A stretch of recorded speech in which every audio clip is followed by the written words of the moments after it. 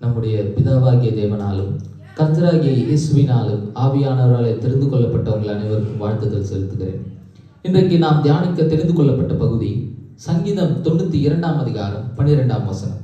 அந்த வசனம் சொல்லுகிறது, நீதிமான் பனை போல செழித்து லீபனோனில் உள்ள கேதுருவை போல் வளருவான். தேவன் வேதத்திலே அநேக மரங்களை குறித்து பேசியிருக்கிறார். அத்தி மரத்தை குறித்து பேசியிருக்கிறார், ஒலிவ மரத்தை குறித்து பேசியிருக்கிறார், கருவேலி மரத்தை குறித்து பேசியிருக்கிறார். ஏன் இப்போ இஸ்ரவேலை கூட அத்தி மரத்தோடு ஒப்பிட்டு பேசுவார். அப்படி நீதிமானை குறித்து தேவன் பேசும் பொழுது பனை மரத்தை குறித்தும் லீபனோனில் உள்ள கேதுரு மரத்தை குறித்தும் அதற்கு ஒப்பிட்டு பேசுகிறார். ஏன் அப்படி பேச வேண்டும்? அதன் பின் இருக்கிற ரகசியங்கள் என்ன? அதை குறித்து இன்றைக்கு நாம் தியானிக்க போகிறோம். முதலாவது, லீபனோனில் உள்ள கேதுரு மரத்தை குறித்து ஏன் தேவன் பேச வேண்டும் என்றால், கேதுரு மரங்கள் லீபனோனில் மிகவும் பிரசித்தமான ஒரு மரம். லீபனோனில் தான் அது அதிக காணப்படும். அதனால் லீபனோனில் உள்ள கேதுரு மரத்தை குறித்து பேசுகிறார். முதலாவது, லீபனோனில் உள்ள கேதுரு மரத்தின் வேர்களை குறித்து நாம் கற்றுக்கொள்ள வேண்டும். லீபனோனில் உள்ள அந்த கேதுரு மரத்தின் வேர்கள் மிகவும் கடினமானதாக இருக்குமா? அது மலையை கூட கொடைந்து உள்ளே வேரூன்றி நிற்குமா? இதை நாம் நம்முடைய வாழ்வியலே பொருத்தி கொள்ள வேண்டும். ஒரு கிறிஸ்தவனாக நாம் கிறிஸ்துவுக்குள் வேர் ஊன்றவர்களாக இருக்க வேண்டும். இன்றைக்கு கிறிஸ்தவர்கள் அப்படி இருக்குமா அப்படின்னா கிடையாது. நாம் கிறிஸ்துவர்கள் என்று வெளிவேஷமாய் வாழ்கிறோம். கிறிஸ்துவர்கள் கிறிஸ்துவை போன்றவர்கள். கிறிஸ்து எப்படிப்பட்டவரோ அப்படியே நாமும் இருக்க வேண்டும். அதுதான் கிறிஸ்துவம். அப்போ நாம் இன்னைக்கு கிறிஸ்தவர்களாக இருக்கோம் அப்படின்னா கிடையாது. நாம் கிறிஸ்துவிலே வேர் ஊன்றவர்களாக இருக்க வேண்டும். மத்தேயு 7 அதிகாரம் 24 27 வரை வாசி கேட்போம். ஆகையால் நான் சொல்லிய இந்த வார்த்தைகளை கேட்டு இவைகளின்படி செய்கிறவன் எவனோ அவன் கன்மலையின் மேல் தன் வீட்டை கட்டின புத்தி உள்ள மனுஷனுக்கு ஒப்பிடுவேன். பெருமழை சொரிந்து பெருவெள்ளம் வந்து காற்று அடித்து அந்த வீட்டின் மேல் மோதியும் அது விழவில்லை, ஏனென்றால் அது கன்மலையின் மேல் அஸ்திபாரம் போடப்பட்டிருந்தது. அதுபோல தேவன் மத்தேயுவிலே சொல்லுவது போல நாமும் கன்மலையின் மேல் வேரூன்றி கட்டப்பட்டவர்களாக இருக்க வேண்டும் என்று தேவன் விரும்புகிறார். நாம் இந்த கேதுரு மரத்தின் வேரிலிருந்து ஒரு விஷயம் கற்றுக்கொள்ள வேண்டும். நாம் கிறிஸ்து என்ற கன்மலையின் மீது வேரூன்றி நிற்கிறவர்களாக இருக்க வேண்டும். ஏனென்றால் கொலோசையர் 2 அதிகாரம் 6 வசனம் சொல்லுகிறது, ஆகையால் நீங்கள் கர்த்தராகிய கிறிஸ்து இயேசுவை ஏற்றுக்கொண்டபடியே அவருக்குள் வேர் கொண்டவர்களாகவும் அவர் மேல் கட்டப்பட்டவர்களாகவும் அவருக்குள் நடந்து கொண்டு நீங்கள் போதிக்கப்பட்டபடியே விசுவாசத்தில் உறுதிப்பட்டு ஸ்தோத்திரத்தோடே அதிலே பெருகுவீர்களாக. இன்றைக்கு வாழ்கிற இந்த கிறிஸ்துவ வாழ்க்கை எப்படிப்பட்டதா இருக்க வேண்டும் என்றால், கன்மலையாகிய கிறிஸ்துவின் மீது வேர் கொண்டவர்களாக இருக்க வேண்டும். இரண்டாவதாக, இந்த கேதுரு மரத்தின் வளர்ச்சி. இந்த கேதுரு மரம் சராசரியாக கடல் மட்டத்திலிருந்து 5000 அடி உயரம் வளருமா. நேராகவும் உயரமாகவும் வளரக்கூடிய ஒரு மரம். இது பொறுமையாக வளரக்கூடிய ஒரு மரம்.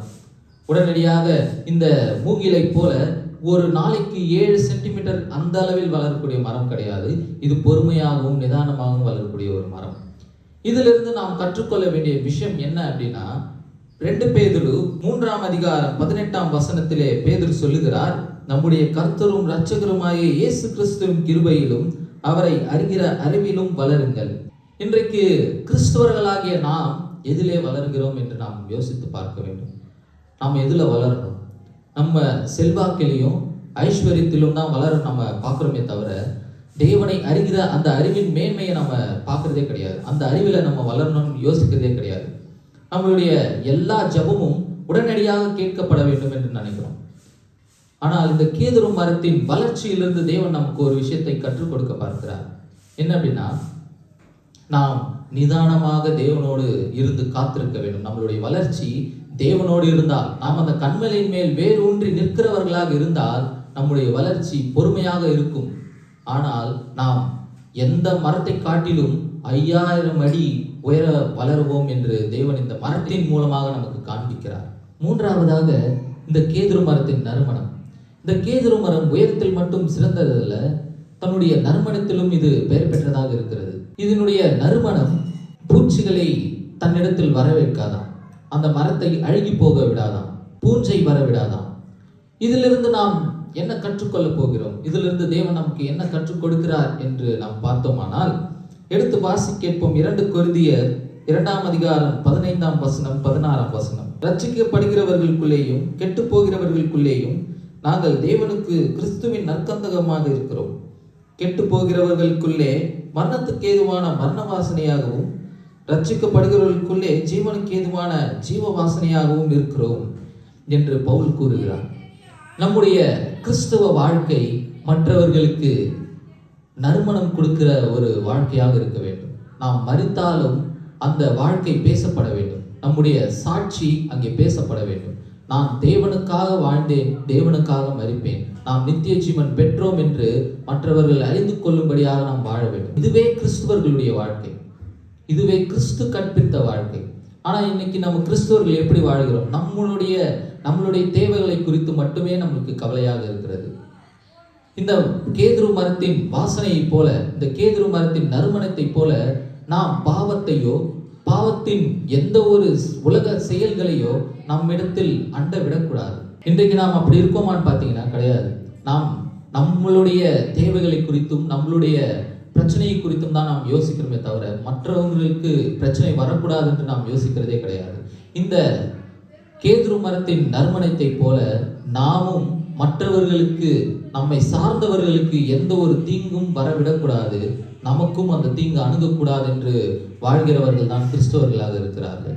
4ஆவதாக தேவாலயத்தின் தூண்கள். சாலமோன் ராஜா 1ஆம் தேவாலயத்தை கட்டும் பொழுது இந்த கேதுரு மரத்தை தான் தூண்களாக பயன்படுத்தினார் என்று வேதம் சொல்லுகிறது. நீங்கள் நேரம் கழிக்கும் பொழுது 2 ராஜாக்கள் 6ஆம் அதிகாரம் 9 - 18 வரை வாசித்து பாருங்கள். அதிலே தெளிவாக சொல்லப்படுகிறது சாலமோன் ராஜா இந்த கேதுரு மரத்தை பயன்படுத்தினார் என்று. சாலமோன் ராஜா மற்ற மரத்தை காட்டிலும் ஏன் இந்த மரத்தை பயன்படுத்தினார் என்றால், மற்ற மரத்தை காட்டிலும் இது அதிக காலம் உழைக்கிற ஒரு மரமாக இருக்கிறது. இது அவ்வளவு எளிதில் அழுகி போகாது, எந்த ஒரு பூச்சையும் தன்னிடத்தில் அண்ட விடாது. எனவே சாலமோன் ராஜா கேதுரு மரங்களை பயன்படுத்தினார். இதிலிருந்து நாம் கற்றுக்கொள்ள வேண்டிய விஷயம் என்னவென்றால், நாமும் இந்த கேதுரு மரத்தை போல பயன்பட வேண்டும். நாம் கரையற்றவர்களாக இருக்க வேண்டும், பாவத்தை அகற்றி நிற்கிறவர்களாக இருக்க வேண்டும். ஒரு கிறிஸ்தவனாக கிறிஸ்துவை போல வாழ வேண்டும். நாம் கிறிஸ்துவை போல வாழ்ந்தால், கரையற்றவர்களாக வாழ்ந்தால் நம்மை தேவன் கேதுரு மரமாகிய நம்மை தேவாலயத்தின் தூண்களாக நிறுத்துவார் என்று வேதம் சொல்லுகிறது. இதிலிருந்து நாம் கற்றுக்கொள்ள வேண்டிய விஷயம் என்னவென்றால், நாம் இன்றும் வெளிவேஷமான கிறிஸ்தவர்களாய் வாழ்ந்து கொண்டு பாவத்தை செய்து கொண்டிருந்தால் தேவன் நம்மை தேவாலயத்தின் தூண்களாக வைத்துக் கொள்ள மாட்டார். தேவன் நம்மை அவருடைய ரகசிய வருகையிலே நம்மை எடுத்துக்கொள்ள மாட்டார். நாம் நம்முடைய பாவங்களை அறிக்கையிட்டு அதை விட்டுவிட வேண்டும் என்று வேதம் சொல்லுகிறது. 5ஆவதாக கேதுரு மரத்தின் ஆயுட்காலம். இன்றைக்கு லீபனோனிலே இருக்கிற அந்த கேதுரு மரங்களுடைய வயது 1200 ஆண்டுகளாக இருக்கிறது. அது பல இயற்கை சீற்றங்களிலும் இருந்து தப்பி தன்னை காத்து கொண்டு இன்று வரைக்கும் அது நிலைத்திருக்கிறது.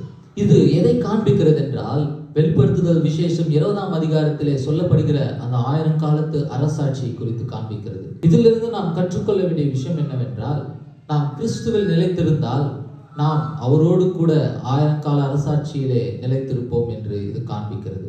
முதலாவது, கிறிஸ்து என்கிற கன்மலை மீதும் அவருடைய வார்த்தையின் மீதும் நாம் வேரூன்றி நிற்கிறவர்களாக இருக்க வேண்டும்.